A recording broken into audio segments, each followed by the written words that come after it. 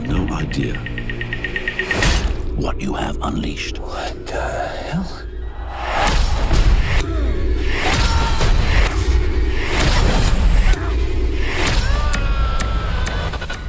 Hi, Alex. Hi, how are you?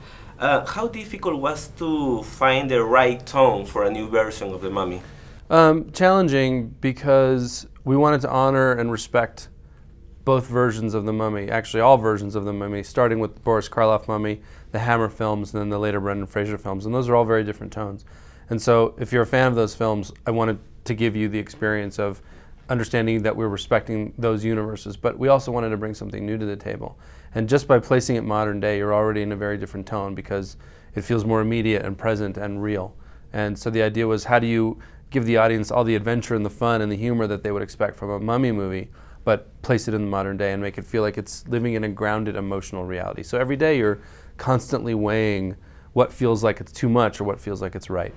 But Aminette is splitting her focus between that and the spider, and we see the spider starting to move that way across the room. Cut to us right now, where we are now. So now there's a whole bunch of other This movie has elements of horror movies, but it's mostly an action movie. Is that thinking in the new generations? I don't know. I think that to me it's about finding the balance between both. It's interesting because different people I talk to have different takes on whether or not it's more action or more horror.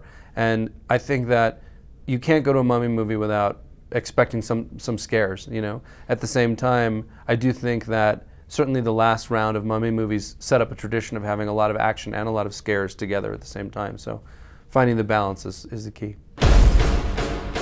This isn't a tomb. It's a prison. Nick!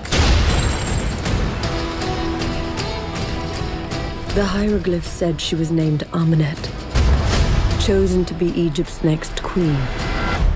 But her thirst for power led her down a darker path, one that had to be stopped. This is the beginning of the Dark Universe. Yeah. How hard was to work in the movie, thinking not only in this movie, but in the next ones ahead? Yeah.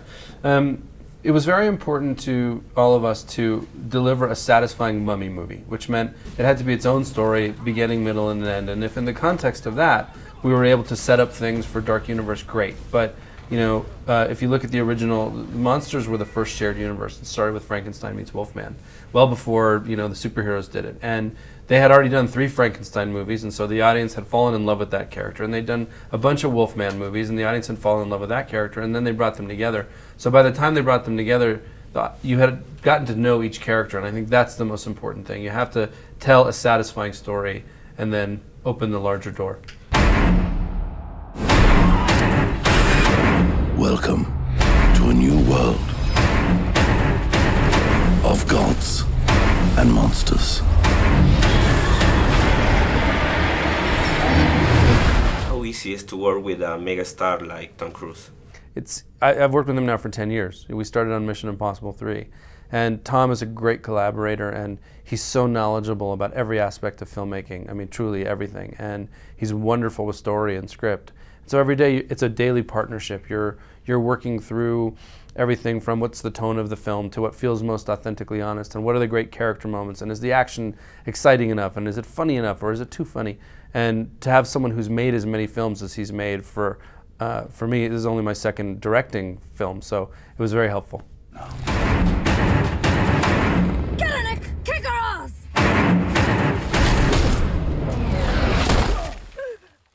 In Peru we had mummies. It's crazy to think about a new movie with Peruvian mummies. I think that should actually be the next Mummy movie. Could be, though. I'm not kidding. I think that should be. Yeah? The next movie would be in Peru? I would love it to be, yeah.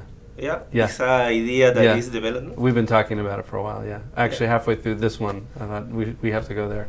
Okay, yeah. I had a gift for you, thinking about mummies in Peru. Okay. This is a official t-shirt of Peru, and it's made with the same kind of cotton that the Incas use for, oh my God, for fantastic. their mummies. Wow, thank you. Oh, this is wonderful, thank you. Yeah.